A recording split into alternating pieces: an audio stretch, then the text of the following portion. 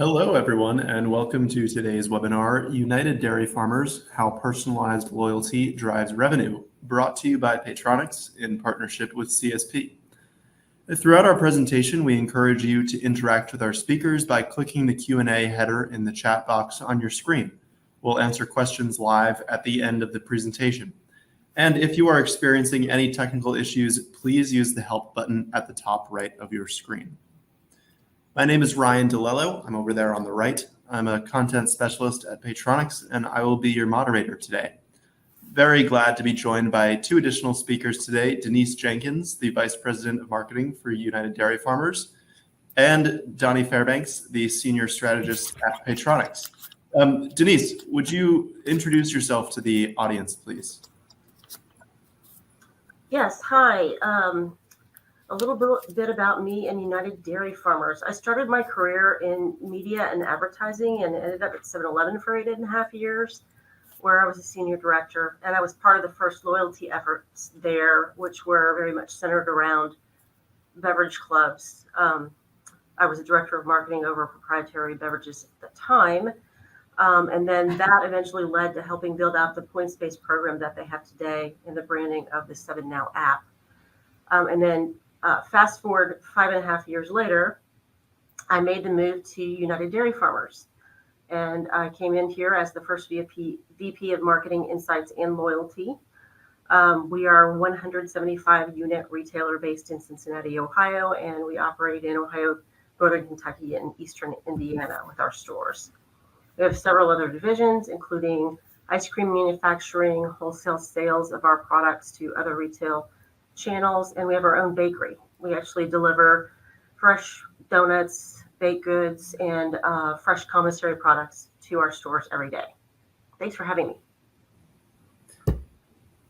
Denise, always a pleasure to have you on these webinars. Donnie, if you could introduce yourself as well, please. I sure can. And hi, everybody. I'm Donnie Fairbanks.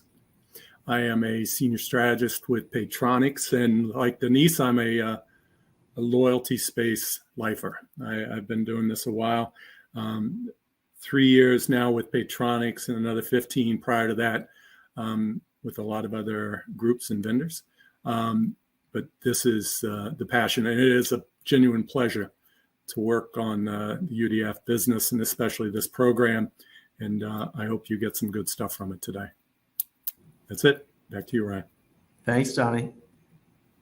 Well, before I hand things over to Denise to kick off our presentation, I just want to give a quick look at today's agenda. We're going to start with an overview of UDF's loyalty program to orient our discussion a bit, and then we're going to zero in on one campaign in particular that's helped UDF really build out its marketable mobile audience and sort of drive more engagement across the board, reaching that critical capacity for some more one-to-one loyalty work. Then we'll conclude with some takeaways and open up the floor for questions. So without further ado, I'll hand things over to Denise to introduce the UDF loyalty program. Thanks, Ryan. So one of the first challenges I was excited to take on at UDF was to bring one-to-one marketing and personalization to the forefront of our digital strategy. We launched a new app pretty much right away, and then began working with Paytronix on a new approach. And we really were focused on leveraging loyalty as a key driver of our business, and certainly of our marketing strategy. And with that, we've adopted a strategic philosophy. Given my background, I always like to start with the brand, and we decided that we would be very focused on personal, exclusive, and unique ways to engage with our guests, build value in our UDrive Plus program, and then, consequently in our United Dairy Farmers brand, and to differentiate our brand, which is becoming more and more difficult and important as we have more competition moving into our space. At the end of the day, it's about connecting with people. And this is where Donnie and I are very aligned and passionate that engaging at a more personal level wherever you can really makes all the difference. And that's where you can form those really important emotional attachments to your brand that have a lifelong effect and lasting impact on your ability to grow your base. If you go to the next slide, Ryan, this slide shows some of the unique things that we have to leverage in our efforts to be personal, exclusive, and unique. Ice cream is certainly a huge one for us. Our stores are in neighborhood locations, and all of them have hand-dip ice cream parlors where we make, malts and shakes and sundaes and banana splits and some specialty things. And we also sell 3 brands of packaged ice creams that we make in our own ice cream factory. Our malts and shakes are famous and the highest margin items that we sell in our stores. So these kinds of things are really important to us, and we use them throughout our marketing strategy and certainly throughout our loyalty strategy. We even created a mascot. You'll see him up there at the top right of your screen. His name is Maltzilla, and he helps us spread the ice cream joy. On the gasoline side, one of our unique features is the ability to allow our UDrive Plus customers the ability to get gas at the lowest possible price on the days that prices go up in the market. So if gas prices are going up, we have triggers set. And if you are a United Dairy Farmers UDrive Plus opted in guest, you'll be able to get messages from us. We'll send you a notification that gas prices are going up, and you'll be locked in at the previous price point until midnight to have a chance to top off your tank before the day ends. So, you could potentially be saving, 10 cents a gallon as prices are rising rapidly in the market. And that's a pretty unique feature that we think is important. And it requires registration and opting in to really fully leverage it. So that's really a good one. On the next page, Ryan, if you'll show the core program. So I wanted to give you this backdrop before Johnny gets into explaining kind of what our real business case is that we're going to be talking about primarily today. We have basically 2 kinds of customers within loyalty. One is the kind of everyday enrollee who has an account with us, but maybe they haven't fully registered with a lot of the personal information that we need to get from them to be able to make them fully marketable. And for those customers, guests, with the program, they get every single day 3 cents off per gallon at the pump. And they have the opportunity to earn other rewards that can stack up and exceed that 3 cents by buying products in the store that are marked for fuel rewards and also other special limited time promotions. We have something called 5 and Drive and another thing called 4 for 40, which are perfect examples of where we leverage ice cream. The 5 and Drive promotion is probably one of our most well-received promotions in loyalty since day one, and it's basically a frequency driver in the summertime that we do for people buying malts and shakes from us. And if you buy 5 shakes over the summer period, or every time you buy 5 shakes, I should say, you can earn 50 cents off per gallon. So it's a really big deal and very good value. We also have UDrive Plus pricing, which is basically member pricing across the store, only on certain items that are marked on shelf. We have a thing called Market Basket Savings, where you can get 5 cents off per gallon for every 25 that you spend on qualifying items in the store. And that's an example of how you can have stackable savings that add up to even more than that 3 cents every day per gallon value. Now, for members, for registered members, there are other exclusives and even more values to be had. So the 3 cents that you would be getting off every gallon increases to 6 cents if you're registered and opted in. And so that's literally double the savings. We also offer registered guests a free sundae on their birthday. So we get them in for ice cream, and hopefully they bring their friends and family and buy other things in the store. We also have a very popular feature that we're going to talk about a lot today, which is freebies. Freebies are items that are vendor funded for the most part that we give away free on every single Wednesday, primarily snacks and drinks. And there's really no strings attached. You just have to have be registered into the program and have that account number or app on hand when you do the transaction, and it's yours free to walk out the door. We already talked about low price lock, where you get the best price when gas prices go up. And then, of course, with registration, gives us the opportunity to do highly targeted campaigns and provide offers to people that are really customized around what is most relevant to them and their UDF favorites and their purchase behaviors and things that we would like to get in front of them to try for the first time. So this is really the UDrive Plus core structure. The next thing I wanted to talk about, Ryan, if you move to the next page, is a new promotion that we did this year. Building on the success of our weekly freebies, we launched a summer campaign called Freebie Weeky, which started off on May 15th, right in the middle of the month of May, which we kind of consider to be the launch of our summer. And this promotion ran for 7 straight days, featuring app freebies every single day for the 7 days. It was a mix of national brand products and our own products that you see here on the left side of the screen. So one of them was a Reese's brand item that was basically peanut butter chocolate covered animal crackers.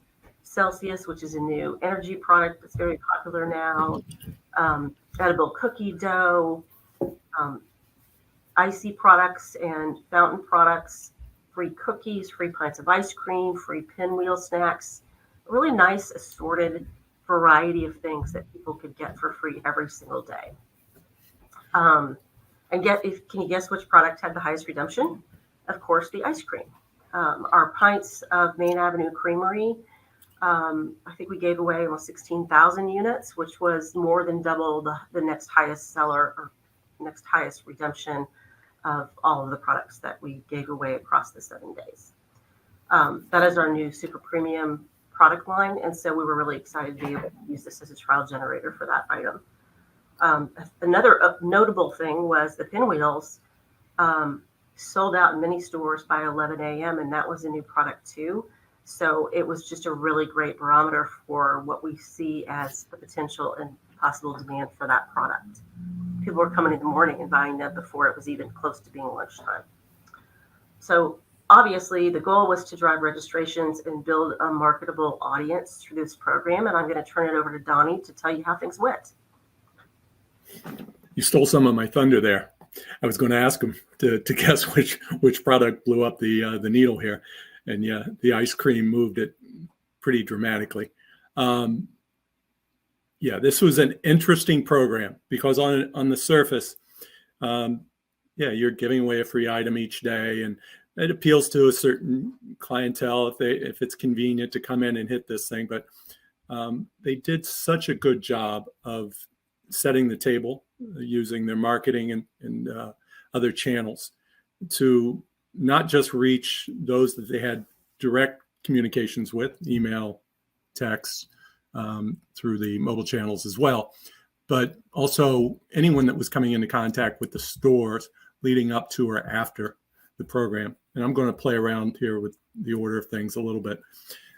If you look at this chart, you can kind of tell where Freebie Weeky hit over the course of the year. This is daily registrations. And it's interesting because you see these little spikes. Well, they're 7 days apart, and it's every Wednesday. So they get lift as a regular item on these days. You know, it's 40, 50%. And then you see what happens. This is like the tsunami in the middle of these waves. And it's not just the program. So these 5 or 6 days leading up to the program, you're up, 40, 50, 80% on some of these days over what is your normal daily level. During the program, there were days that it was over 300% higher than they'd ever seen in a given day.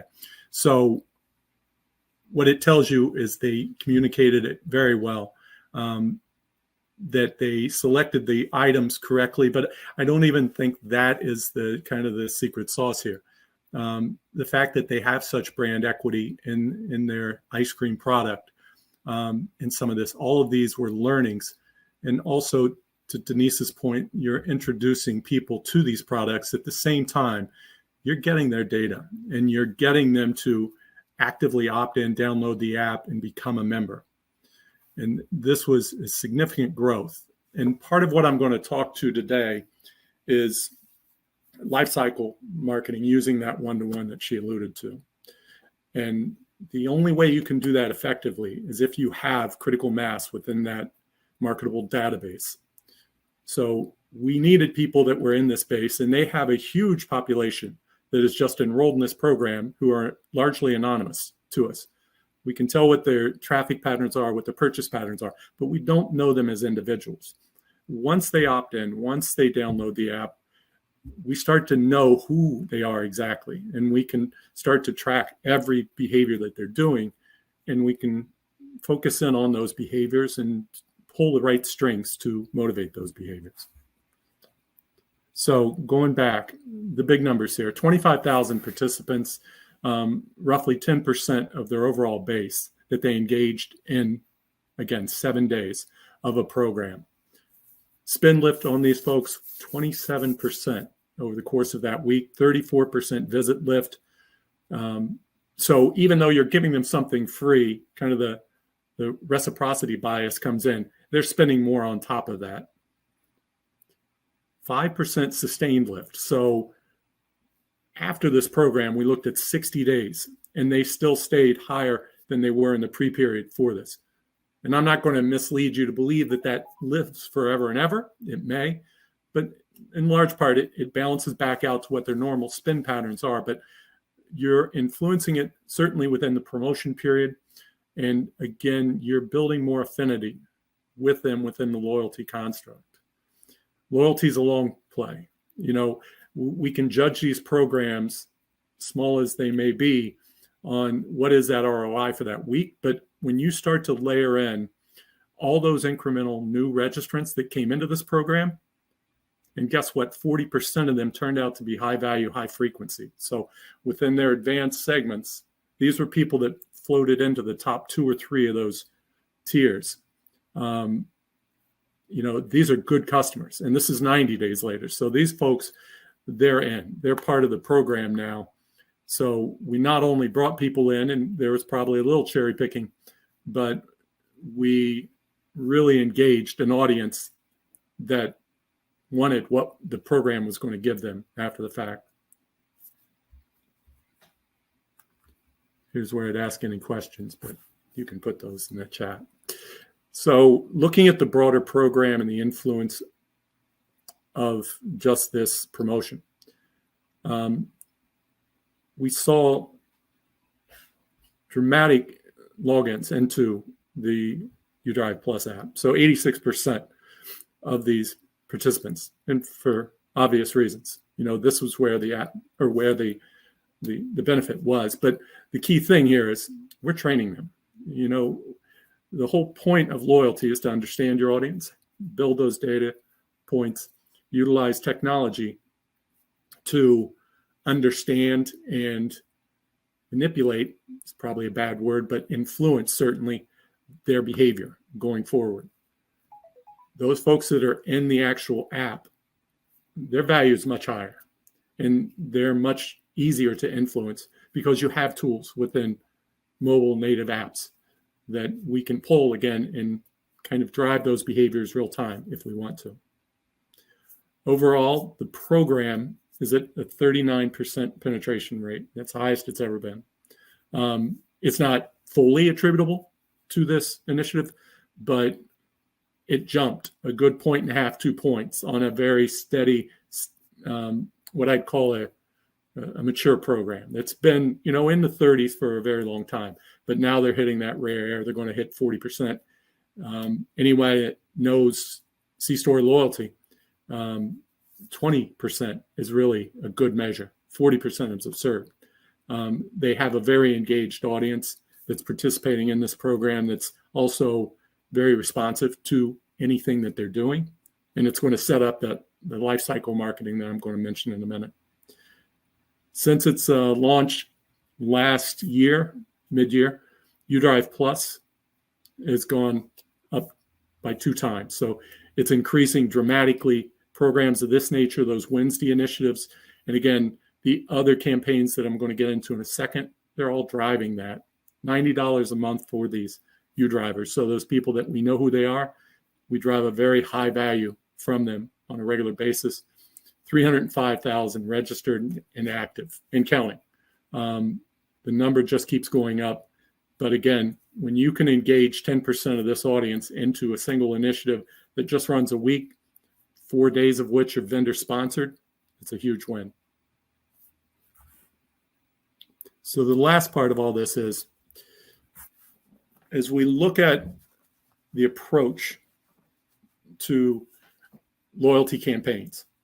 So Denise introduced you to the core program. And the core program to me is the table stakes. It's what gets you in. It is certainly the element that starts to get you to that next level with those customers and get you more data from them. But the dynamic part of this relationship and where it really pays off is through the campaigns. So our way of looking at this is they fall into three distinct groups, but we look at an individual member on its own. So as they come into the program and register new, until they hit 3 visits, we title them or label them new members.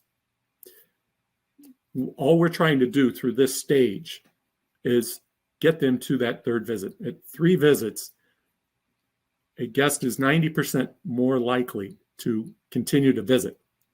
So it's kind of the tipping point. So 3 visits within C-store, it's 4 visits within restaurants, but you've got them to the point where you can pretty much guarantee they're going to continue to come in. So what we apply, again, working with Denise and her team, is something we call one-to-one nurturing. And this is basically serving them offers on a very compressed cadence. It was one time 56 days. Now it's down to 30, 35, sometimes 42 if necessary, but really it's front loaded so that, 3 or 4 days into this, they're starting to see offers from the brand driving them to that next visit. And sometimes those offers are in the shape of fuel discounts and they're pretty high value. Free cone. And as you can tell from the free pint giveaway, that free cone is fairly compelling. But all of these things lead them to optimally getting all those folks into that 3rd visit in that center stage here. So once they're 3 visits plus, they're active loyalists in our term. So these folks, we're simply trying to keep engaged and to continue to impact their behavior and drive that incrementality. Campaign types of this are one-to-one visit challenges. So maybe it's just we know they visit every 10 days, that we're going to offer them up high value fuel discount, 20 cents off, if they visit twice in the next 2 weeks, 3 times in the next 3 weeks. But something that is just one more on what they're doing. Simple things. But we can launch these kind of subtly in the background and bring them in and affect that behavior directly on their visit patterns. Lapsed on category, we can start to see if someone's been coming in regularly to have coffee 4 days a week, and suddenly that cadence slows down. And it's been maybe a week and a half, 2 weeks, we haven't seen them. We know that coffee is driving them into the store where they're spending more than just on coffee and potentially getting fuel. We want them back. They're pretty important to us. We can dynamically look at the audience, and when we see people fall into this category of being lapsed, and it doesn't just have to be coffee, it could be anything. You take your major categories and you look at each one of them, and we know that they're historically in this, but recently haven't been. Well, we can serve them an offer, invite them back in, give them something a little extra. And then there's pump to store. So pump, obviously, as you can tell by this program, is largely driven by fuel discounts. That's the primary currency in the program. But we also have that equity in ice cream. So why not use that and get these folks that maybe are just coming into pump and maybe are just grabbing the gum or whatever to come in and try the ice cream. And maybe we expand their love of the brand and understand that there's more value that sits inside those doors that they haven't gone through too often. And then lastly, well, not lastly, but one last example would be flash sales. So again, either through high points in the season as sort of competitive responses, what have you, but very short-term initiatives. Again, targeting people who are maybe on their fuel cycle, but are going to miss, or, we want to express or compress, if you will, their visits over a certain period. Maybe it's a week through Thanksgiving, and we want to get them in 2 times instead of 1. Well, we can do things targeting just that audience and know exactly who has and hasn't visited, and serve up those compelling offers that bring them back. So all of this, some happens ad hoc or dynamically, some happens as scheduled releases, and we just take the data from that previous month and what these folks are and find that audience that fits into that solution. So if these aren't moving their needle, and we have this layer for making sure that we at least have one Hail Mary if they start to lapse or churn off the brand. So we do this through something called win-back. And win-back, one-to-one win-back, basically is looking at this individual user again, and it just monitors through algorithms their visit patterns. And it starts to bring up their likelihood to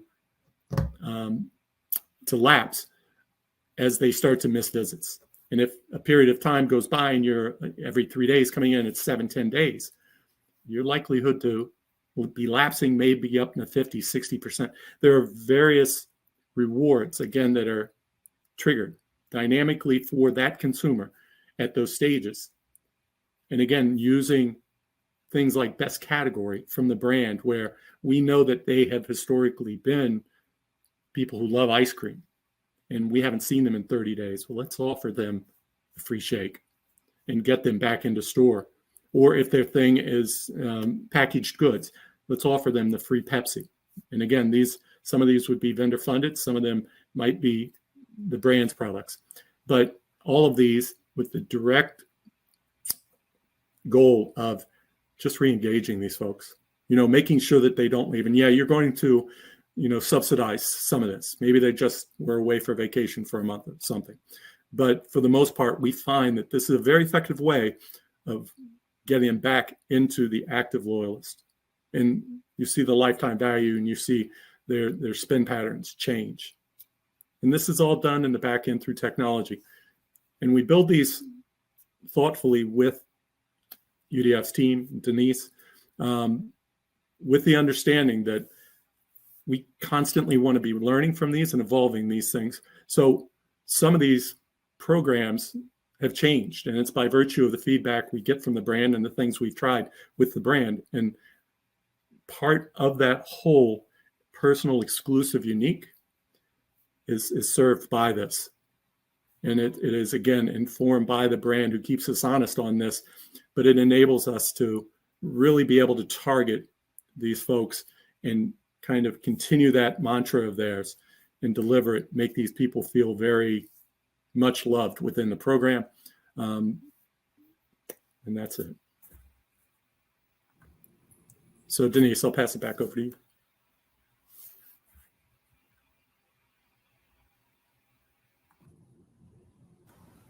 Looks like Denise. Oh, I see you're unmuted, Denise. Yeah, Sorry. just I'll preface that this is sort of bringing the presentation to a close. Denise, if you have any thoughts on some concluding takeaways here. Yes, I do. So I thought we would talk a little bit about what's next for UDF at this point. And I think maybe Donnie alluded to this a little bit, but marketable membership growth is really key for us. And we do have an enormous number of people who are in the program and they're active, but we don't have a way to speak to them and market it to them, especially on a one-to-one level, which we really care about doing. So one effort that we have underway is a promotion we want to do this fall. It's called Christmas Cash, which is a chance to win contest. It's 100% vendor funded, and it's an enter to win promotion in which guests must be registered into the program and opted in to get messaging to be able to play the game. Then when they buy participating products that are funded by those vendors, they are sent essentially what is a digital game piece. And they click on that game piece, which makes it dynamic and allows them to quote unquote shake the snow globe.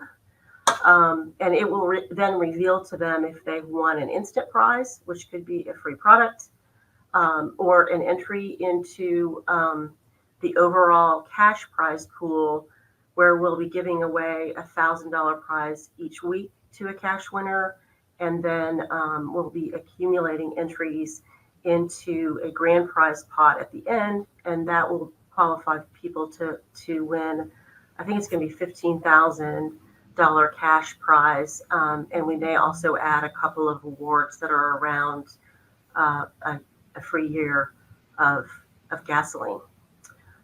We're just trying to figure out how to make that work technologically speaking, but I think it's going to be doable. So with this, we're really hoping to up our game on the marketable membership piece, both by bringing new people in entirely that are highly engaged in opting in as they join, or by taking people already in the program, creating awareness of this really fun sweepstakes, and getting them to fully opt in and provide us with emails and other ways to communicate to them. So I'm really looking forward to this. And we started planning this very late in the game, but vendors are hopping on board. They're excited about it.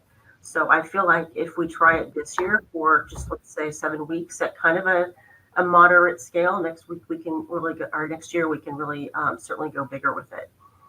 I love how on brand this is too.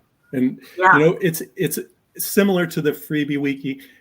It just is a feel good thing. You're participating in this, and it's a win for all. It really is, because you have the kind of the thrill of the game here. The chance to win something. It doesn't cost you anything. So these are really important to building that base, but building it in a way that feels on brand and positive. Yeah, I couldn't agree more. And similarly to Freebie Wiki, we'll have some items in there that are new products for them to try. And this time it'll feature more of the, I guess what you would call fall and holiday seasonally appropriate baked good items, for instance. So something a little bit different than what we did the last time. So then moving on to the next couple of things, these are more about understanding our customers better. We're at a tipping point with our program, I think. Again, it's amazing how fast that cycle moves around today. But we want to make sure that we're delivering value in the right ways going forward, and that we can best compete with increasing fierce competition that's coming into our markets. I'm sure a lot of you out there can relate to this. So the question is, how do we take personal, exclusive, unique to the next level? And honestly, we're having a lot of argument internally about this. There's several different options on the table. Paytronix has done a lot of great work about, kind of sizing the prize of some different program core features that we could change up to try to increase value, but we're not aligned on what is the best thing to do. And we haven't done any proprietary research with our guests on the broad program in a number of years. It's been a long time. So what we're starting to do is Paytronix are looking at some ways to append third-party data, and we're going to be taking a deep dive on how we can do that and what we can get from that particular process here soon. And then we're going to take some of those straw man ideas and use AI to conduct some testing and figure out which ones seem to really be sparking it with the right user groups, and looking at dynamic feedback channels within the program to test out our hypotheses, basically. And then the last piece would be primary research. We're actually going to do some quant research where we survey a really large number of people, both in the program and outside of the program, to get feedback on what they're valuing, not within just our loyalty program, but also other ones that they shop in our market. So we see what they're comparing us to and what they like and don't like about the competition or other retailers like Kroger, no offense, Kroger, while we're also examining our own internal opportunities. Anything you want to add to that, Donnie? I kind of high-leveled the appending thing and the AI processes. Nope, I think that was perfect. Okay. All right. So I don't have a lot to reveal on what happens next year, but we've had so much to do this year that was so fruitful. And I think now we really just need to step back and say, We need to learn more. We need to take the learnings from this year, but then actually go talk to some guests about really making bigger change for the future on kind of the core elements and the things that we want to do really well. So that's all I have, Ryan, unless you wanted to add anything else, we could go to Q&A.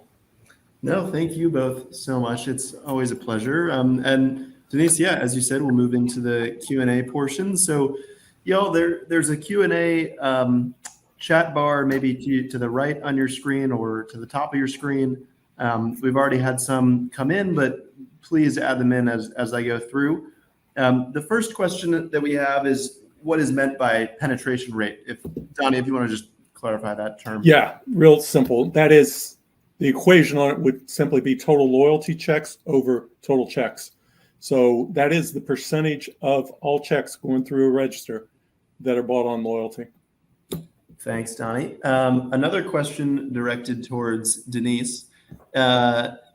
Denise, you seem to have a lot going on with campaigns, they said. Is there a concern of wearing out your welcome with your opted-in members?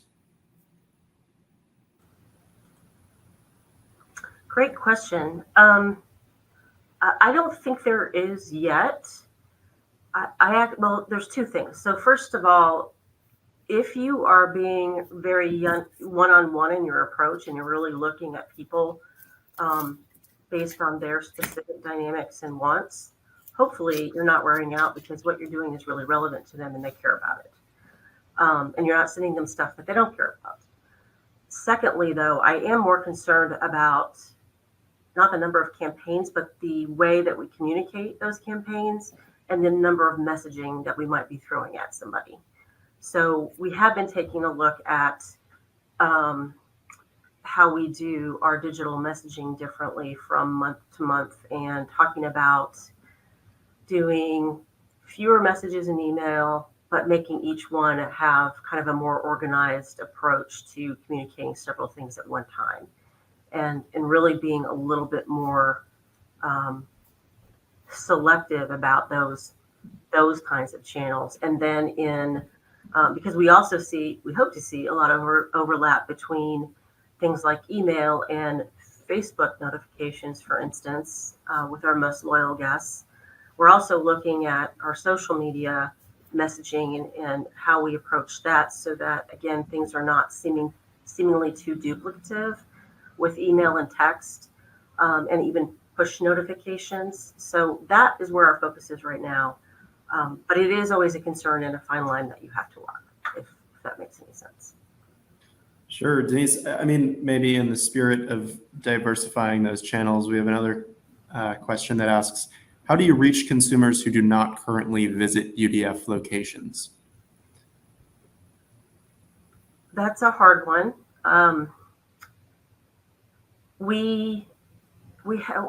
So let me step back. We actually, I'm not sure if you mean don't visit locations or maybe just don't buy gasoline on other occasions, but what we've done is we've been very careful to have loyalty and UDrive Plus messaging going all the time. So even if you're not in our stores from week to week or several weeks in a row, and you're not in the loyalty program yet today, we are using traditional media and social and paid social, even a little bit of paid digital, to have a more always-on approach to that messaging. One of the things I took away from my experience at 7-Eleven was that it's really important to do that. You have to advertise your loyalty program like it's a product or like it's a service of the brand. So there's that piece, and it allows us to keep kind of lights on and always have a new cadence of messages on air in those channels, whether it's kind of flight in and out between core program features that we want to remind of versus more limited time opportunities like 5 and Drive with the shakes that I talked about, or the summer campaign that we did this year after Freebie Weeky, where we offered people 6 cents off at the gas pump all summer without even having to be fully registered in. So we're always talking about UDrive Plus. And we've even, I think starting with last year, whenever we do something at the beginning of the of the season to kick off summer, we go on television with it. It's may seem a little old school for what is actually a digital program, but I think it works, and it's important to treat it like a product. Did I answer that fully? It seems like there was a second part. I think that's a fair question. I also recognize how it was a little open-ended. Yeah. We have another question. Oh, actually, just a statement. Someone appreciating the peanut butter chip flavor. I can understand that. We've got another question here that says, beyond fuel discounts, what offers do you feel drive the most response? I'm going to assume out of your loyalty member base.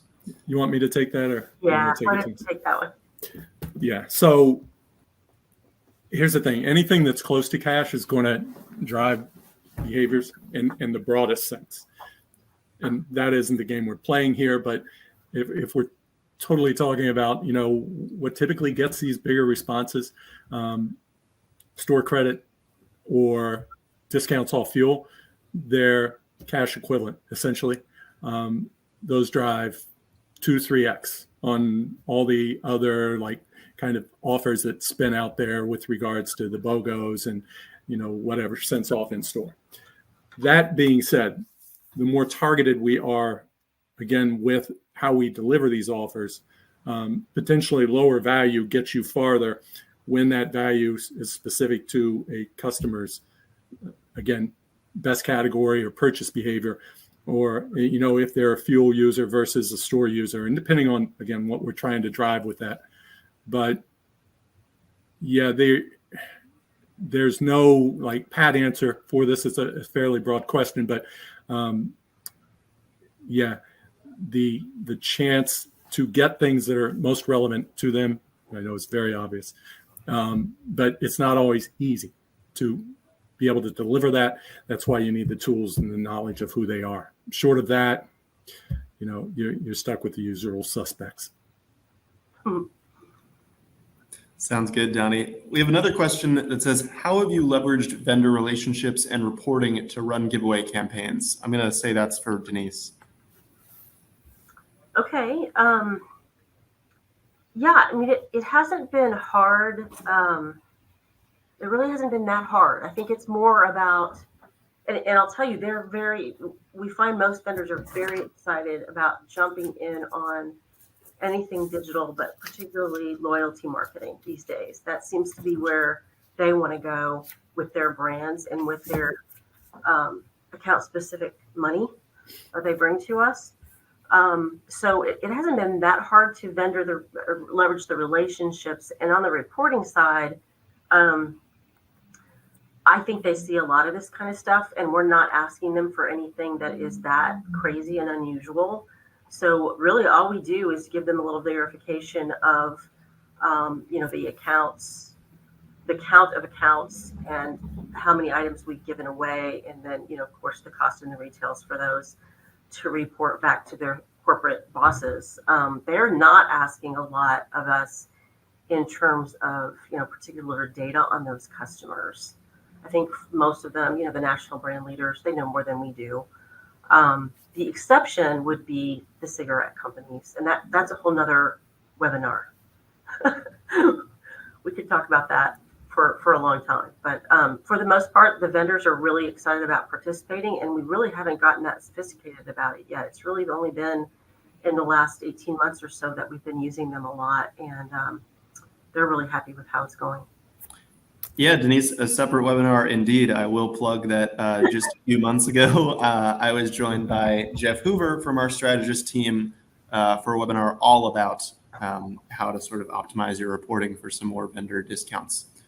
Well, we've got one more question here. It says, how is your loyalty program tolerating the increased cost of rewards? I'm assuming that's sort of a reference to inflation.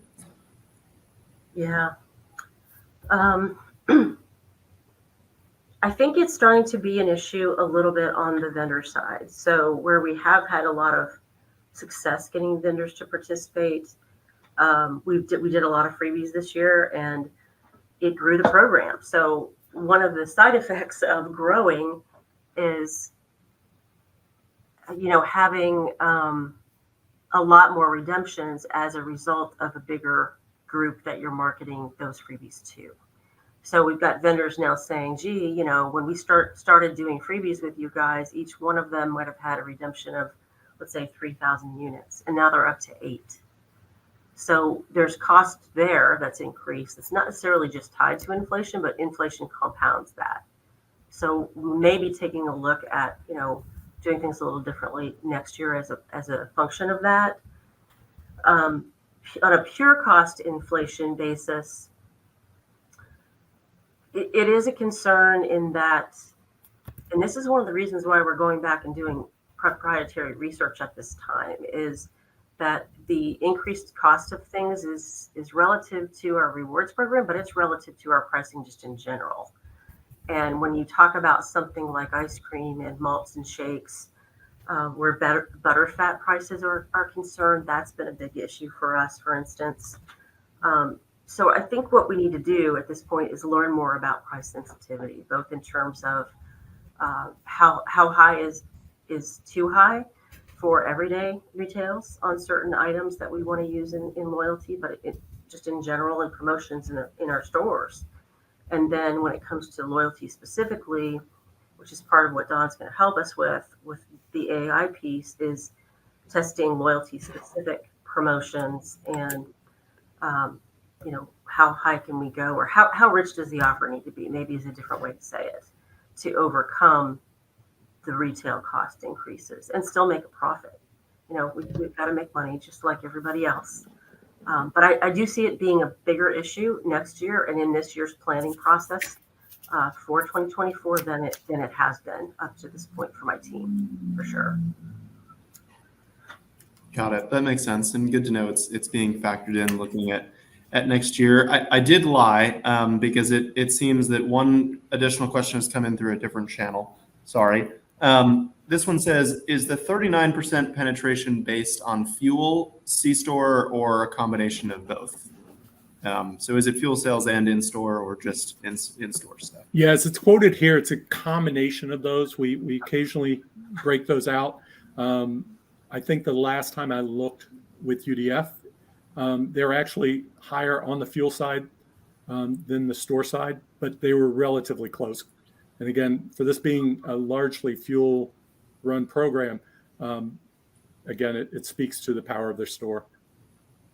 Yeah, and we actually incentivize our stores on that particular KPI. We made an effort to include that into their dashboarding for their individual store performance, and the managers are accountable for trying to grow that number to 40% by the end of the year. Well, thank you both. I believe that's all the questions. So that will conclude our webinar. And as a reminder, you'll receive an email when the on-demand recording of today's event is available. And on behalf of Paytronix, thank you all for joining us, especially Donnie and Denise. Thank you both, as always, for your time and insights. We hope you have a great day. Thank you, everyone. Thanks, everyone.